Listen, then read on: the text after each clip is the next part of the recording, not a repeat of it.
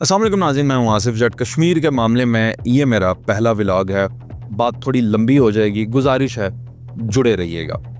कश्मीर के मामले में इस वक्त तस्वीर के 3 रुख हैं। अमूमी तौर पे तस्वीर के 2 रुख होते हैं। जो इस वक्त कश्मीर से बाहर बैठ के सोशल मीडिया पे, इलेक्ट्रॉनिक मीडिया के थ्रू हम तक जो खबरें पहुंचती हैं, जिस तरह से हम देख रहे हैं, तस्वीर के 3 रुख सामने आते हैं। 2 रुख ऐसे हैं जो गलत हैं, जिनमें शर है, जिनमें नफरत है और जिनमें तोड़ फोड़ है। एक तस्वीर का पहलू ऐसा है कि जो पॉजिटिव है, जो अच्छा है और जिसके अंदर खैर की बात है। तीनों तस्वीर के रुख मैं आपको दिखाता हूं। सबसे पहले आप ये देखिएगा।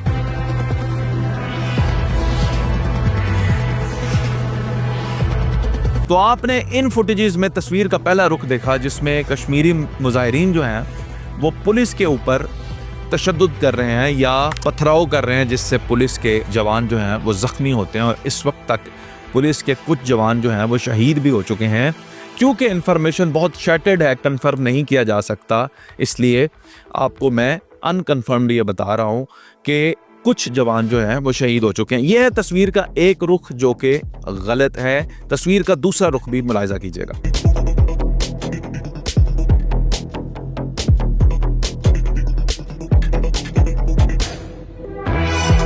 तस्वीर के इस रुख में आपने मुलाहिजा किया कि पुलिस और अथॉरिटीज जो हैं बड़े तजलील आमेज तरीके से मुजाहिरीन को गिरफ्तार भी कर रहे हैं, तशद्दुद भी कर रहे हैं, और इस तरह जैसे किसी इसराइली ने फ़लस्तीनी को पकड़ लिया हो, इस तरह जो है वो लग रहा है कि कोई मामला बना हुआ है। तस्वीर का ये रुख जो दिखाया जा रहा है, इससे भी नफरत बढ़ती है। आए आपको तस्वीर का तीसरा रुख दिखाता हूँ जो कि असली चेहरा है, असली बात है, वो ये है। आपने इस फुटेज के अंदर देखा कि पाक फौज की एक वैन जा रही है, कश्मीरी मुजाहिरीन मौजूद हैं और पाक फौज जिंदाबाद के नारे लगा रहे हैं। साबित ये हुआ कि कश्मीर के अवाम को ना पाकिस्तान से मसला है, ना फौज पाकिस्तान से मसला है, ना इदारों से मसला है। जो मसला है वो अंदरूनी है, अपनी हुकूमत से है, अपने मुतालबात हैं। और डेडलॉक जो 2 चीज़ों पे हैं, थोड़ा सा तफसीली उनको एलैबोरेट करने की कोशिश करते हैं।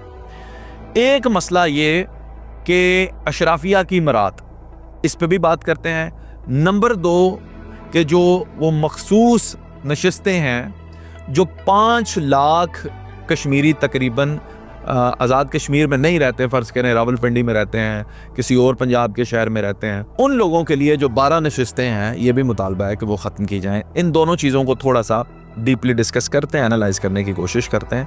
अगर मैं गलत हूँ मेरी इस्लाह कीजिएगा कमेंट सेक्शन के अंदर। देखिए जी, सबसे पहली चीज़ कि अशराफिया की मराद कम की जाए। अगर कश्मीरी ये मुतालबा करते हैं कि हमें ऐसा एसी नहीं चाहिए, वो ये क्लेम करते हैं कि 2 करोड़ रुपए की गाड़ी में आता है बंदा, साथ उसके प्रोटोकॉल होता है, साथ उसके पुलिस एहलकार होते हैं, और वो आके 20 रुपए वाली सब्जी का रेट पूछता है, ये हमें मंजूर नहीं है। इनकी मराद कम की जाए, ये प्रोटोकॉल्स कम किए जाएं। अपने ड्यूटी टाइम में नॉर्मल गाड़ी पर आएँ, चेकिंग करें, उसके बाद रात को अपनी गाड़ी पर घूमें। ये इस तरह प्रोटोकॉल क्यों लेते हैं? इसको जब आप डीपली स्टडी करते हैं, ये थॉट्स आती कहाँ से हैं, ये विजन आता कहाँ से? क्योंकि अगर आप गौर करेंगे तो तकरीबन 50% ऑफ जो कश्मीरी हैं वो ओवरसीज़ हैं, और ओवरसीज़ भी ज़्यादातर बड़े अच्छे मुल्कों के अंदर हैं, ख़ास करके यूके के अंदर। वहाँ पे तो निज़ाम जो है वो वाकई इस तरह का है। अब देखना ये है कि ये जो अशराफिया की मरात हैं, ये इस खत्ते के अंदर ज़्यादा होनी चाहिए या नहीं, इसको कैसे एनालाइज़ किया जाएगा? अगर एक एसी को 2 करोड़ रुपए की गाड़ी दी जा रही है, साथ प्रोटोकॉल दिया जा रहा है, तो वो क्यों दिया जा रहा है? आखिर उसने ऐसा क्या कारनामा सर अंजाम करना है?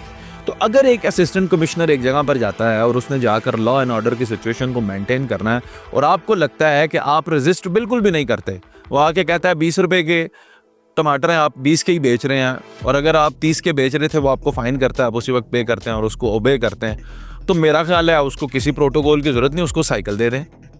लेकिन अगर वो आपको कहता है कि आप ये 20 रुपए के टमाटर बेचने थे आपने, और आप कहते हैं कि तुम्हारा बाप भी मुझसे ये 20 रुपए के नहीं बिकवा सकता, मेरे टमाटर मेरी मर्जी, मैं जितने के मर्जी बेचूं, तो उस वक्त उसे लॉ एंड ऑर्डर की सिचुएशन को मेंटेन करने के लिए कुछ अपने साथ नफरी प्रोटोकॉल चाहिए होगा। मैं 2 करोड़ की गाड़ी की बात नहीं कर रहा जी, मैं बात कर रहा हूँ पुलिस एहलकार या साथ उसके फोर्स के। अगर एनवायरनमेंट ऐसा है कि जहाँ पे अमन है, जहाँ पे शांति है, जहाँ पे आपको लगता है कि लोग बहुत कोऑपरेटिव हैं और बड़ा खुशहाल माशरा है, तो वहाँ पे, क्योंकि देखिए लिटरेसी रेट जो कश्मीर का है वो 75% और पाकिस्तान के लिटरेसी रेट से ज़्यादा है वहाँ पे, लेकिन बेरोज़गारी जो है वो पाकिस्तान से डबल है नौजवानों के अंदर, तो उनको लोगों को बाहर आके काम करना पड़ता है। तो ऐसी सिचुएशन के अंदर अगर आपको लगता है कि इस खित्ते के लोगों का रवैया, वहाँ का एनवायरनमेंट जो है वो, क्योंकि हम तो जाते हैं, हमें तो बहुत ही अच्छा लगता है, कभी हमने ना उधर कोई मुंह मारी होते हुए देखी, उन लोगों का इखलाक भी अच्छा देखा, हम जाते हैं बड़े प्यार से मिलते हैं, बड़ा सब कुछ हमें तो अच्छा ही लगता है। लेकिन जो वहाँ रहने वाले हैं, जो इंतज़ामिया है, जो इंतज़ाम करते हैं, वो उन लोगों को ये बेहतर पता है और आपको ख़ुद भी पता है कि यहाँ पे लॉ एंड ऑर्डर की सिचुएशन को मेंटेन करने के लिए किस अफसर के पास कितनी अथॉरिटी होना ज़रूरी है। अगर वहाँ पे हालात बेहतर हैं तो बिल्कुल आपका मुतालबा जायज़ है, उनकी मुराद ज़ीरो कर देनी। और मुराद से मुराद सिर्फ ये ही नहीं होता कि उनके प्रोटोकॉल, और भी बहुत सारी चीज़ें हैं। तो ये मुतालबा जो है कि हमारे जो अफसरान हैं उनकी जो है ये फजूल खर्चियाँ कम होनी चाहिए, तो बिल्कुल होनी चाहिए, मेरा ख्याल है इसमें कोई नाजायज़ बात नहीं है। दूसरा मुतालबा ये है कि वो जो 12 नशिस्तें हैं, जो तकरीबन 5 लाख कश्मीरी जो उस वक्त 47 में मकबूजा कश्मीर से यहाँ पर पहुँचे और पाकिस्तान के मुख्तलिफ शहरों में आबाद हो गए, टेक्निकली अब इसको थोड़ा सा एनालाइज करते हैं। वो वोट करते हैं तो 12 सीटें जो हैं वो सिलेक्ट होती हैं और बाकी 40 या इससे आसपास जो सीटें हैं वो कश्मीर के अंदर कश्मीरी वोट करके बनाते हैं। तो फिर जब वफाक में हुकूमत बनानी होती है तो वो इन 12 सीटों का एडवांटेज उन्हें मिलता है, वहाँ पे वो तकरीबन 1/3 सीटें उनको मिल जाएँ तो वो हुकूमत इस्टेब्लिश कर लेते हैं। वो कहते हैं ये सीटें ख़त्म होनी चाहिए। अब ये जो 5 लाख कश्मीरी है, या ये तादाद में कम ज़्यादा हो सकते हैं, मेरे नंबर गलत भी हो सकते हैं, जितने भी लोग हैं ये पाकिस्तान के इलेक्शन के अंदर हिस्सा नहीं लेते। पाकिस्तान में जब जनरल इलेक्शन होते हैं ये वोट नहीं देते। इसका मतलब ये है कि ये रावलपिंडी में, जेलम में, ये गुजरांवाला में, लाहौर में, ये जहाँ भी रहते हैं, ये वहाँ रहने के बावजूद उस इलाके का जो MNA MPA है उसको इन्होंने वोट नहीं दिया होगा। तो टेक्निकली इनके काम कौन करेगा? फिर जाहिर है इनका बेफाम, इनका वो सारी चीज़ें एज ए कश्मीरी, वो सारी चीज़ें हैं, तो उनके मामलात कौन देखेगा? तो होना भी बंदा कश्मीरी ही चाहिए इनके ऊपर। तो इस टेक्निकलिटी को समझते हुए और इस शिक को मानने के लिए आईनी तरमीम भी आपको चाहिए। इट इज़ नॉट कि ये आज ही आपको कह दें कि हो गया, और ये वादा अगर आपसे कर दिया जाए तो मेरा ख्याल है ये काम हो भी जाएगा। और ये हुकूमत को देखना है कि वो ये किस हद तक इसके अंदर कंट्रीब्यूट कर सकते हैं, कितनी सीटें जो हैं वो कम की जा सकती हैं या बिल्कुल ख़त्म की जा सकती हैं। लेकिन जाहिर है कि इन 5 लाख लोगों का भी आपको सोचना है और इनके नुमाइंदगान की भी जो है वो आप इनकी वेलबींग के लिए भी आपको कोई ना कोई लाएअमल तो बनाना है। तो ये 2-3 मुतालबात हैं जिनके ऊपर अभी डेडलॉक चल रहा है। मैं अब सोचता ये हूँ कि जो लोग अब ये इंतशार फैला रहे हैं कि कश्मीरी लोग जो हैं जी वो अफवाज पाकिस्तान के ख़िलाफ़ हैं, कभी भी नहीं हो सकता, होना भी नहीं चाहिए और ये सोचना भी नहीं चाहिए। क्योंकि याद रखिएगा कि मुहाफिज फ़ौज में और काबिज़ फ़ौज में बड़ा फ़र्क है। वो जो रेड लाइन है उसके पीछे काबिज़ फ़ौज है, यहाँ पे फ़ौज जो है वो मुहाफिज फ़ौज है। अलबत्ता जो कश्मीरी हैं वो हमारे भाई हैं। अगर हम उन्हें अपनी शहरक कहते हैं तो शहरक को ऐसे तो बिल्कुल दबाया नहीं जाता।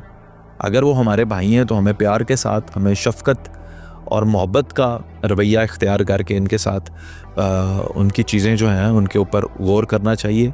वो जो बात कर रहे हैं, जितनी भी मैंने उनकी शिकें पढ़ी हैं, उन सब के अंदर नज़र ये आता है कि वो ये जो कंट्रोल्ड एनवायरनमेंट है ना, वो उसे पसंद नहीं करते।